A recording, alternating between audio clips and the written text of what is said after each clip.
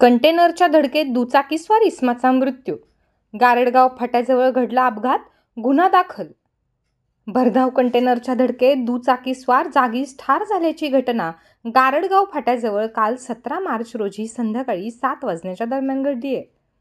कंचनपूर येथील मूळ रहिवासी तथा सध्या अंतरज येथे वास्तव्यास असलेले विनोद अशोक कस्तुरे वय वर्षे 40 हे खामगाव तहसील कार्यालयाच्या आवारात वाइंडर म्हणून काम करतात.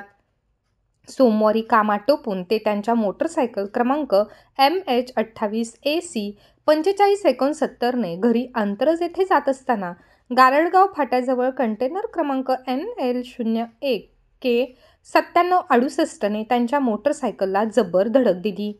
यामध्ये विनोद कस्तुरे जागीच ठार झालेत. घटनेची माहिती मिळताच गावातील नागरिक घटनास्थळी दाखल झाले व मदत कार्य केले. त्यानंतर रुग्णवाहिकेने कस्तुरे यांचा मृतदेह खामगाव सामान्य रुग्णालयात शवविच्छेदनासाठी आणला. त्यांचे पश्चात आई वडील, पत्नी, भाऊ, 2 मुले व बराच मोठा आप्त परिवार आहे.